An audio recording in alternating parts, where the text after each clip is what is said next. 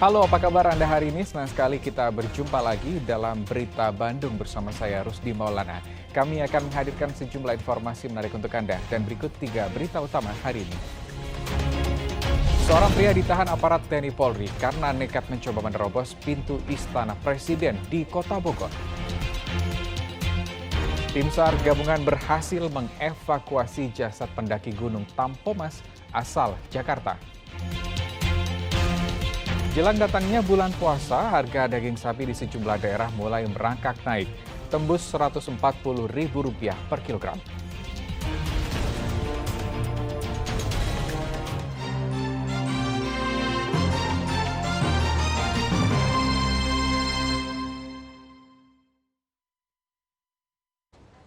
Kita awali informasi hari ini, seorang pria ditahan aparat TNI Polri karena mencoba menerobos pintu Istana Bogor pada Rabu siang. Diduga mengalami gangguan jiwa, petugas kemudian membawanya ke dinas sosial untuk dipulangkan ke pihak keluarga.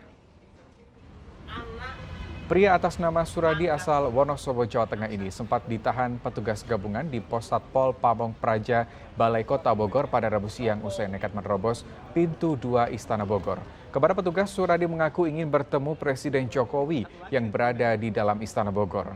Petugas kesulitan menggali informasi terkait motif dari pria berusia 40 tahun itu karena diduga mengalami gangguan jiwa. Ia kemudian diserahkan ke kantor dinas sosial untuk diserahkan kepada pihak keluarga. Petugas dinas sosial akan memulangkan Suradi ke kawasan Condet, Jakarta Timur untuk ditangani lebih lanjut. Kita lakukan asesmen dan kita hubungi keluarganya. Ternyata emang Pak Suradi ini sudah beberapa hari emang bingung, linglung. Tadi kita langsung telepon ke saudaranya yang di Condet, kakaknya. Ternyata emang dari pagi dia pamit ke keponakannya mau ketemu Pak Jokowi. Sesosok mayat laki-laki penuh luka ditemukan di tepi Sungai Citarum, tepatnya di aliran air deras terowongan Nanjung di kawasan Margasi, Kabupaten Bandung pada Rabu petang. Petugas gabungan dikerahkan untuk mengevakuasi jasad korban tanpa identitas ini karena aliran air yang cukup deras. Tim gabungan dari Inafis, Polres Cimahi, penyidik reserse kriminal Polsek Marga Asih, serta BPBD Kota Cimahi diterjunkan ke lokasi penemuan mayat di aliran Sungai Citarum. Derasnya air dari terowongan Kembar Nanjung membuat petugas harus berhati-hati untuk mengangkat jenazah korban.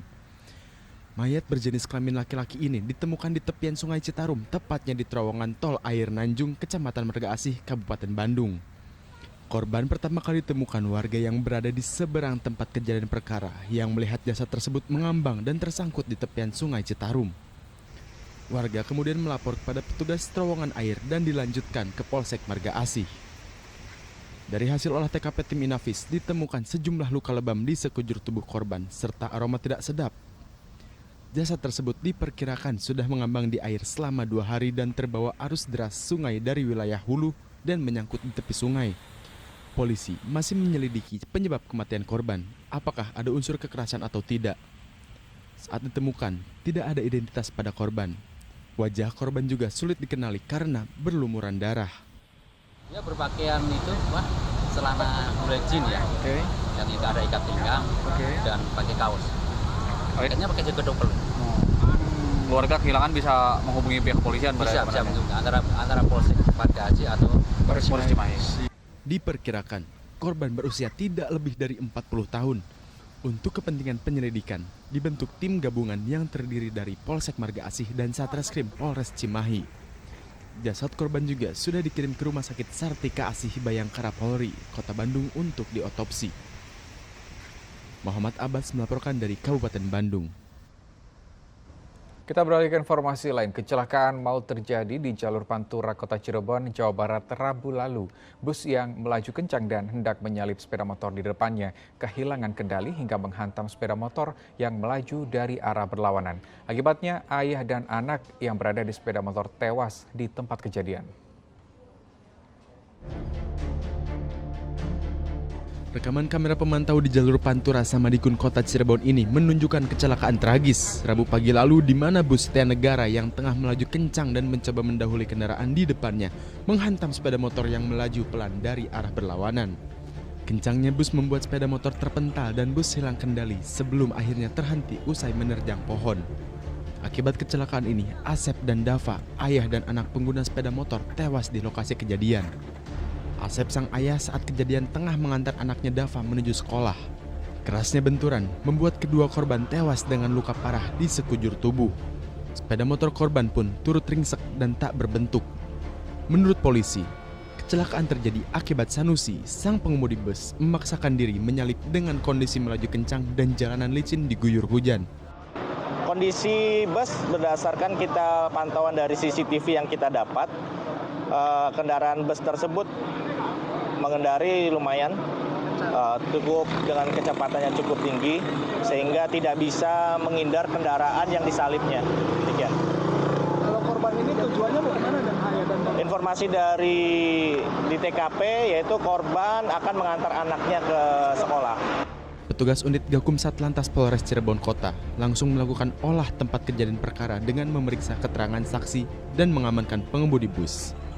Akibat kejadian ini, lalu lintas sempat tersendat setelah badan bus yang menerjang pohon pun melintang di tengah jalan.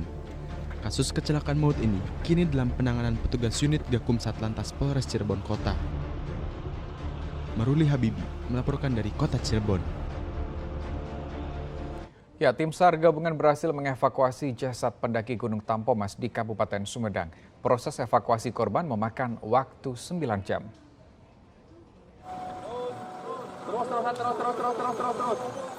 Tim SAR gabungan akhirnya berhasil mengevakuasi jasad Muklis pendaki Gunung Tampomas di Kabupaten Sumedang.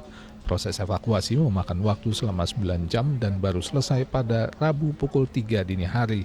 Setelah dibawa ke kaki Gunung Tampomas menggunakan mobil BPBD, jasad korban dipindahkan ke mobil ambulans.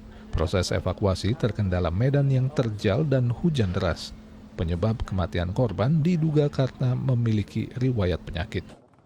Kondisi korban dalam keadaan meninggal dunia dan ada luka-luka di bagian kepala.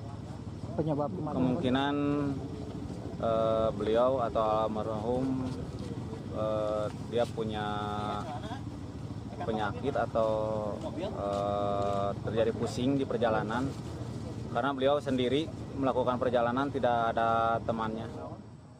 Jasad korban kemudian dibawa ke RSUD Sumedang untuk dibawa ke rumah duka di Kelurahan Rawabadak Utara, Koja, Jakarta Utara. Agun Gunawan melaporkan dari Kabupaten Sumedang.